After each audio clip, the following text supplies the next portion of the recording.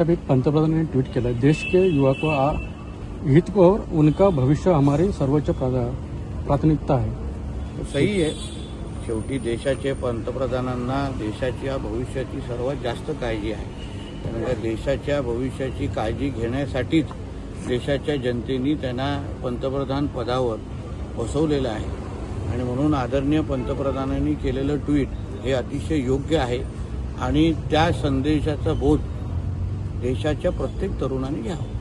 मुंबई काँग्रेसकडून व्हिडिओ एक पोस्ट करण्यात आलेला आहे. मुंबई पोलिसांकडून आंदोलन करणाऱ्या विद्यार्थ्यांना धमकी देत आहे. जर ते पुन्हा आंदोलनासाठी परतले तर त्यांना एका खोट्या ड्रग्ज प्रकरणात घेऊन जन्मठेपेची शिक्षा दिली. बघा, मुळामध्ये हे जे नीट संदर्भात होणारं, नीट परीक्षा संदर्भात होणारं आंदोलन आहे, कोणाला परीक्षा संदर्भात काही सुधार झाल्या पाहिजे का, झाल्याच पाहिजे, त्याच्या बाबतीमध्ये सगळेच सकारात्मक आहे. आमच्या केंद्र सरकार आणि आमचे संबंधित मंत्री सगळेच बोलत आहेत की संबंधित त्या नीट परीक्षेमध्ये सुधार झाला पाहिजे आणि त्या दृष्टिकोनातून पावलंही उचलले जात आहेत. त्याचमुळे काही कालही नीटची परीक्षेचा निकाल लागला. जवळपास 11 लाख विद्यार्थी त्याच्यामध्ये पास झालेला आहे. पण मुद्दा असा आहे की एका बाजूला नीटचा मुद्दा असताना मग जे आंदोलनकर्ते आहे ते सर तन से जुदाचे नारे का देत आहेत, देशविरोधी नारे का देत आहेत, सीता का पती असा उल्लेख करून हिंदू धर्माचा बदनामी का करतायत. मग सीता का पतीचा उल्लेख झाला तर मग आयशाचा पण पतीचा उल्लेख करा एवढी हिंमत असेल तर. आमच्या सैन्यावर आरोप कशाला करतायत, सैन्याला शिव्या कशाला देत आहेत, आमच्या पोलीस दलांवर हात कशाला घालतायत. हे सगळं करणारे विद्यार्थी कधीच असू शकत नाहीत. आमच्या देशाचा तरुण हा आमच्या हिंदू राष्ट्राला वर विश्वास ठेवणारा तरुण आहे आणि म्हणून हे जे काही ज्या शक्ती आहेत, ज्या आम्हाला हिंदू राष्ट्राच्या विरोधी आहेत, त्या सगळ्या ह्या आंदोलनाची बदनामी करायची, देशाच्या तरुणांची बदनामी करायची, आमच्या केंद्र सरकारचे एवढा त्यांचा एक कलमी कार्यक्रम आहे. आणि म्हणून हे कुठले जे काय हे काँग्रेस आणि हे सगळे जे पक्ष त्याच्यात जे घुसलेले आहेत ना, त्यांना आमच्या देशाच्या विरोधी असलेल्या प्रत्येक शक्तीला ताकद द्यायची म्हणून ह्या सगळ्या गोष्टीचे ट्विट करतायत. राहुल गांधी असं म्हणतात की तुम्ही आमच्या तरुण पिढीला भविष्याला सर्वात मोठे नुकसान पोहोचवलं आहात. राहुल गांधी यांच्या मोदींवर निशाणा. अहो, राहुल गांधीच्या तोंडी देशहिताच्या आणि अशा पद्धतीच्या तरुणांच्या हिताच्या कुठल्याही गोष्टी त्यांना बिलकुल सूट करत नाही. कारण का म्हणूनच त्यांना घरी बसवलं आहे, म्हणूनच त्यांच्या काँग्रेस पक्षाला घरी बसवलं आहे. वारंवार त्यांना पराभवाचा सामना करायला लागलेला आहे. आणि म्हणून राहुल गांधींनी आपल्या उंचीप्रमाणे, राजकीय उंचीप्रमाणे आदरणीय मोदी साहेबांबद्दल बोलावं. वडंटीवार असं म्हणतात पेपर हा केंद्र सरकारची जबाबदारी, ही जबाबदारी प्रधानांची आहे. त्यांचा राजीनामा घ्यावा, भाजप लाज असायला हवी.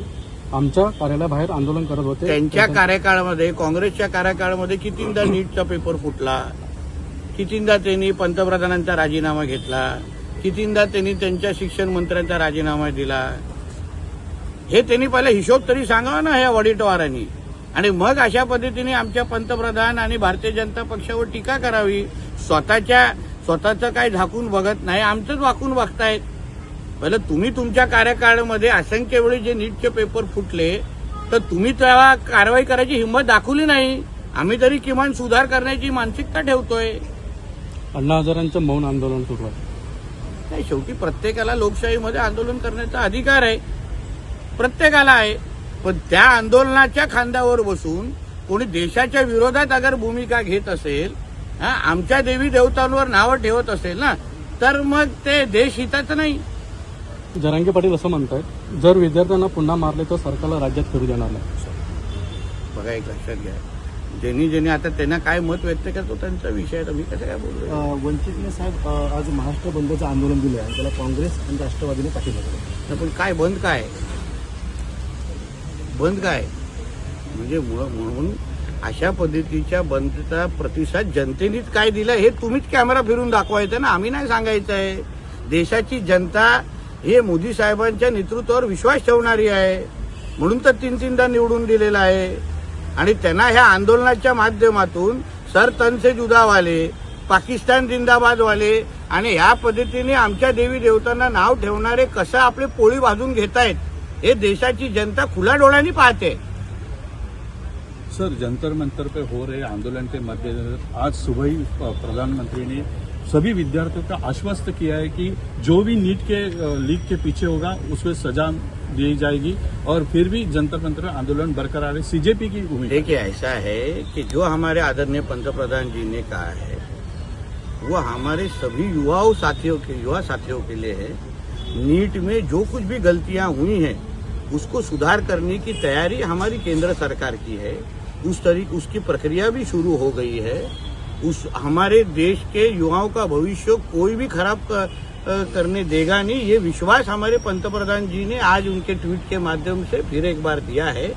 मगर एक तरफ नीट के लिए अगर आप आंदोलन कर रहे होंगे तो फिर उसमें सर तन से जुदा की घोषणाएं नारे क्यों दिए जा रहे हैं?